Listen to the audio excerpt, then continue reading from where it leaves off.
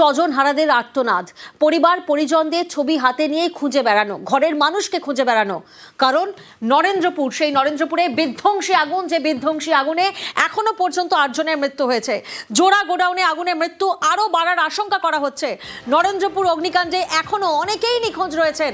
পরিবার পরিজন তারা ভিড় করছেন, তারা অপেক্ষা করছেন তাদের ঘরের মানুষের খোঁজ পেতে। ধ্বংসস্তূপ সরিয়ে নিখোঁজদের খোঁজে তল্লাশি চলছে, পরিজনদের খোঁজে ছবি হাতে উৎকণ্ঠার প্রভাব। রৌনক প্রতিনিধি আমাদের সঙ্গে রয়েছেন, সরাসরি রৌনকের থেকে জানবো। রৌনক, আমরা দেখেছি যে গতকাল রাতেও পরিবার পরিজন তারা হাতে ছবি নিয়ে তারা উদ্বেগে উৎকণ্ঠায় ছিলেন পরিজনদের খুঁজতে, এবং আজকে সকালবেলাও একই ছবি দেখা যাচ্ছে। আবার নতুন করে পকেট ফায়ার সেটাও দেখা যাচ্ছে। কুলিং ডাউন প্রসেস সেটা কত দূর এবং তদন্তে কি তথ্য উঠে আসছে? তাকে একেবারে এখনো পর্যন্ত 12 জন নিখোঁজ রয়েছে। পরিবার পরিজনরা আবার এখানে এসেছিলেন এবং ডিজি ফায়ার রণবীর কুমার তিনি নিচে এসেছিলেন। সব থেকে গুরুত্বপূর্ণ, গতকাল থেকে আমরা যেটা বলছিলাম যে এই কারখানায় কোনো রকম অগ্নি নির্বাপক ব্যবস্থা ছিল না, এবং ডিজি নিজেও সেটা বললেন, কোনো রকম ফায়ার ক্লিয়ারেন্স এই কারখানায় দেওয়া ছিল না, কোনো রকম অডিট ছিল না, এবং এদের বিরুদ্ধে এফআইআরও করে পুলিশি তদন্ত করা হবে। কিন্তু তার থেকেও বড় বিষয় যে যারা নিখোঁজ তাদের কি হবে। এখনো কিন্তু পুলিশের তরফ থেকে স্থানীয় হাসপাতালগুলিতে খবর নেওয়া হচ্ছে, এবং যেখানে একটা সম্ভাবনা যে ধ্বংসস্তূপে কোনোভাবে কোনো দেহ আটকে আছে কিনা, সেই ধ্বংসস্তূপও কিন্তু এখনো পর্যন্ত সরানো যাচ্ছে না। কারণ গোটা এলাকা জুড়ে টিনের কারশেড ভেঙে পড়েছে। আর পূর্বাদ দিয়ে কিছুটা সরানো হলেও এটা অত্যন্ত সময় সাপেক্ষ একটি বিষয়। ইতিমধ্যে ফরেন্সিক টিম আর কিছুক্ষণের মধ্যে ঘটনাস্থলে আসবে এবং পরবর্তীতে সেই কারশেড সরিয়েই খোঁজা হবে, অর্থাৎ যে রেস্কিউ অপারেশন কিন্তু আপাতত স্থগিত রয়েছে। যেহেতু এইখানে গোটা অঞ্চল জুড়ে এই কারশেড ভেঙে পড়েছে, এর জন্য কিন্তু ইতিমধ্যে দমকল এবং পুলিশকে বেগ পেতে হচ্ছে সেই কারশেড সরাতে। কিন্তু এই কারখানার কোনো রকম ফায়ার ক্লিয়ারেন্স ছিল না। কিভাবে অবৈধভাবে এই কারখানা দীর্ঘদিন ধরে চলছিল, গোটা বিষয়টি কিন্তু ইতিমধ্যে তদন্ত করে দেখছে দমকলের আধিকারিকরা। একেবারে রৌনক, তুমি আমাদের সঙ্গে থাকো। দর্শকদেরকে জানাবো, নরেন্দ্রপুরের গোডাউনে এখনো পকেট ফায়ার, বেশ কয়েকটি জায়গায় পকেট ফায়ার এখনো চলছে। কুলিং প্রসেস শেষ হলে ফরেন্সিক পরীক্ষা হবে। ঘটনাস্থলে ডিজি ফায়ার, আগুনে ভস্মীভূত ডেকোরেটার্সের অফিস এবং সেখানেই থাকতেন কর্মীরা। নরেন্দ্রপুরে বিধ্বংসী আগুনে এখনো 8 জনের মৃত্যু এবং এখনো পর্যন্ত 12 জনের নিখোঁজ, যেমনটা তথ্য প্রতিনিধি রৌনক আমাদেরকে দিলেন। জোড়া গোডাউনে আগুনের মৃত্যু আরও বাড়ার আশঙ্কা হচ্ছে। নরেন্দ্রপুর অগ্নিকাণ্ডে এখনও নিখোঁজ অনেকেই। ধ্বংসস্তূপ সরিয়ে সেই নিখোঁজদের খোঁজে তল্লাশি, পরিজনদের খোঁজে ছবি হাতে উৎকণ্ঠার প্রহার।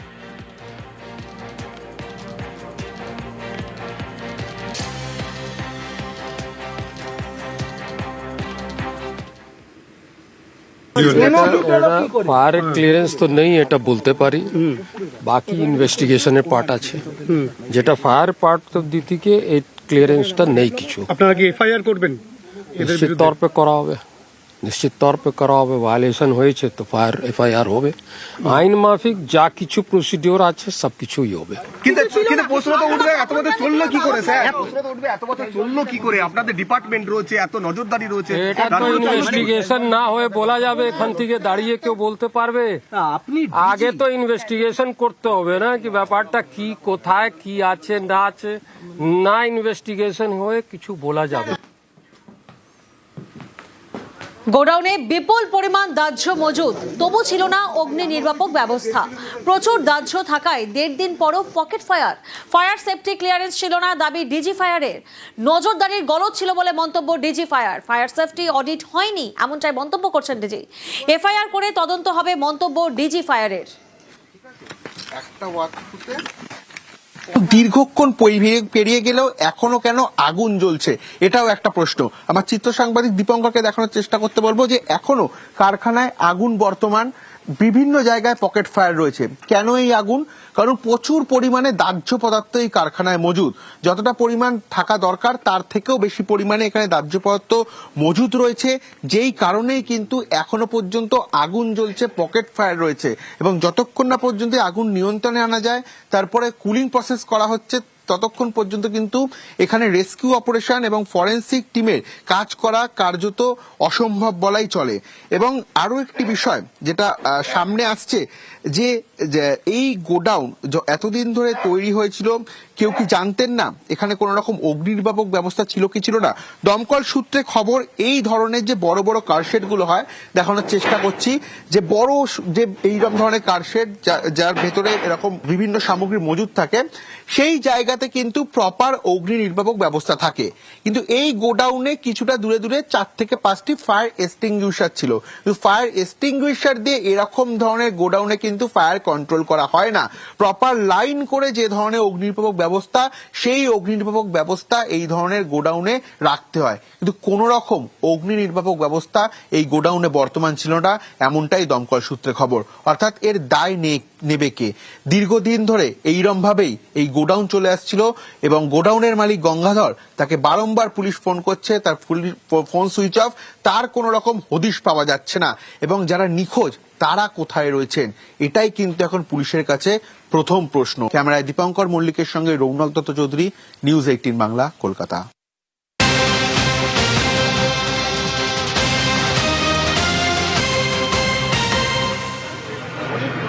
আর ইতিমধ্যেই যে ছবি আপনারা দেখছেন, দমকল মন্ত্রী সুজিত বসু তিনি পৌঁছেছেন, সঙ্গে রয়েছেন ডিজি ফায়ার। আমরা জানি যে রবিবার ঠিক রাত 3টে EM বাইপাসের কাছে নরেন্দ্রপুরের নাজিরাবাদে বিধ্বংসী আগুন। স্থানীয়রা তারা দাবি করেন যে প্রথমে আগুন লাগে একটি অনলাইন খাবার সরবরাহ করা সংস্থার গোডাউনে, সেখান থেকে পাশের ডেকোরেটার্সের গোডাউনে আগুন ছড়িয়ে পড়ে। নরেন্দ্রপুরে পৌঁছয় দমকলের গাড়ি এবং সেখানে একে একে 14টা ইঞ্জিন তারা কাজ করেন। অভিযোগ, সরু রাস্তার কারণে ভেতরে ঢুকতে বেগ পেতে হয় এবং এখনো পর্যন্ত পকেট ফায়ার, সেই ছবি দেখা যাচ্ছে, যে ছবি আপনাদেরকে দেখিয়েছি, এখনো পর্যন্ত কুলিং ডাউন প্রসেস চলছে। রৌনক প্রতিনিধি আমাদের সঙ্গে রয়েছেন, রৌনকের থেকে আরও একবার জানবো। রৌনক, নরেন্দ্রপুরের গোডাউনে এখনো পকেট ফায়ার, বেশ কয়েকটি জায়গায় এখনো পর্যন্ত কুলিং প্রসেস চলছে এবং কুলিং প্রসেস যদি শেষ হয় তবেই শুরু হবে ফরেন্সিক পরীক্ষা। এবং এই জায়গা থেকেই প্রশ্ন যে কতটা বেগ পেতে হচ্ছে। যাকে একেবারে যেহেতু প্রচুর পরিমাণে দাহ্যপদার্থ মজুদ, সেই কারণেই দমকল কর্মীদের কুলিং ডাউন করতে দেখতে পাচ্ছি। এবং তুমি সরাসরি ছবিটা দেখতে পাচ্ছ, ইতিমধ্যে ঘটনাস্থলে পৌঁছেছে দমকল মন্ত্রী সুজিত বসু। কিছুক্ষণ আগেই দমকলের ডিজি রণবীর কুমার তিনি এসে পরিদর্শন করলেন এবং তিনি গোটা বিষয়টি মন্ত্রীকে ব্রিফ করলেন। এই বিষয়টি জানা যাচ্ছে যে এখানে ফায়ারের কোনো ক্লিয়ারেন্স ছিল না, FIR করা হবে তাদের বিরুদ্ধে এবং সেই বিষয়টি কেন্দ্র করে ইতিমধ্যে দমকল সঙ্গে থাকো।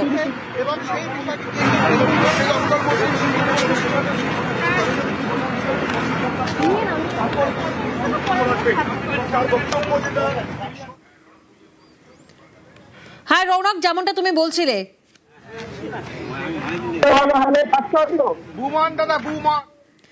বেরোনোর পথ না পেয়ে পর মৃত্যু। ভস্মীভূত নরেন্দ্রপুরের ডেকোরেটার্সের অফিস গোডাউনের পাশেই ডেকোরেটার্সের অফিস ছিল। ডেকোরেটার্সের অফিসেই থাকতেন কর্মীরা। প্রচুর দাহ্য থাকলেও নিয়মিত চলতো রান্না। কর্মীদের থাকার জায়গায় একটি মাত্র দরজা ছিল, আর আগুন লাগায় দরজা কার্যত বন্ধ হয়ে যায়। কোনো মতে সেখান থেকে বেরোন কর্মীরা। জ্বলন্ত অফিস থেকে বেরিয়েও শেষ রক্ষা হয়নি। পাশের গোডাউনে আগুন জ্বলায় বাড়ে বিপদ। জ্বলন্ত গোডাউন পেরিয়ে বেরোতে পারেননি অনেক কর্মীরা, আর তারপরেই অগ্নিদগ্ধ হয়ে একের পর এক কর্মীর মৃত্যু। আর এখনো আশঙ্কা করা হচ্ছে ভাঙা কারশেডের নিচে কি কেউ আটকে রয়েছেন। গোডাউনে বিপুল পরিমাণ দাহ্য মজুদ ছিল, তবু ছিল না অগ্নি নির্বাপক ব্যবস্থা এবং এই জায়গা থেকেই প্রশ্ন উঠছে। রৌনক আমাদের সঙ্গে রয়েছেন। রৌনক, একেবারে যে বিষয়টি সামনে আসছে যে কারখানায় কোন রকম কারখানায় কোন রকম ফায়ার ক্লিয়ারেন্স ছিল না।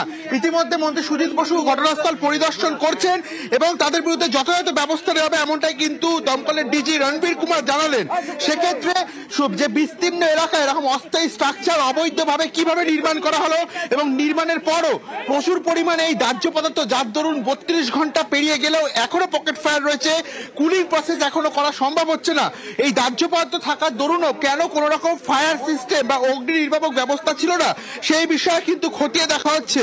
এবং কিভাবে আগুন লাগলো, কোথা থেকে এই আগুনের সূত্রপাত, গোটা বিষয়টি কিন্তু দমকল কর্মীরা খতিয়ে দেখছেন। এবং ইতিমধ্যে দেখতে পাচ্ছেন যে ঘটনাস্থলে মন্ত্রী সুজিত বসু এসছেন পরিদর্শন করতে এবং তার সঙ্গে রয়েছেন ডিজি ফায়ার রণবীর কুমার। গোটা অঞ্চল তারা পরিদর্শন করছেন। বিশেষ করে যে প্রথমে যে মোমো প্রস্তুতের যে কারখানা, সেখানে তারা এসেছেন। যেহেতু একটা প্রথমে জানা যাচ্ছিল স্থানীয় সূত্রপাত, এখান থেকে আগুনের সূত্রপাত হয়। এখনো তুমি দেখছো যেখানে মন্ত্রী এবং ডিজি ফায়ার প্রবেশ করছে, সেখানে এখনো কিন্তু কুলিং প্রসেস চলছে, পকেট ফায়ার দেখা যাচ্ছে, ধোঁয়া বেরোচ্ছে। কেন এই ধোঁয়া? কারণ প্রচুর পরিমাণে দাহ্য পদার্থ মজুদ। কিভাবে এরকম একটা বিস্তীর্ণ অঞ্চল জুড়ে অবৈধ কারখানায় এই দাহ্য পদার্থ মজুদ থাকতে পারে এবং কোন রকম ফায়ার বা অগ্নি নির্বাপক ব্যবস্থা ছাড়া গোটা বিষয়টিকে ইতিমধ্যে খতিয়ে দেখছেন তারা। বেশ, নরেন্দ্রপুরে আগুন নিয়ন্ত্রণে রীতিমতো হিমশিম খেতে হচ্ছে দমকলকে, কারণ টিনের শেড ভেঙে পড়ায় ভিতরে ঢুকতে সমস্যা হয়, ধ্বংসস্তূপ সরিয়ে ভিতরে ঢুকতে সমস্যা। 8 মোবার এনে টিনের কাঠামো সরানোর কাজ চলে এবং গোডাউন নির্মাণে পদে পদে বেনিয়ম, সেই ছবিই কিন্তু ধরা পড়েছে। এবং পাশাপাশি আরও একটি প্রশ্ন উঠেছে, গোডাউনে বিপুল পরিমাণ দাহ্য মজুত করা ছিল, কিন্তু অগ্নি নির্বাপক ব্যবস্থা ছিল না, তাই প্রচুর দাহ্য থাকায় 1.5 দিন পরও পকেট ফায়ার। এবং এই জায়গা থেকেই আশঙ্কা, মৃত্যুর সংখ্যাও কি তাহলে বাড়তে পারে? ফোন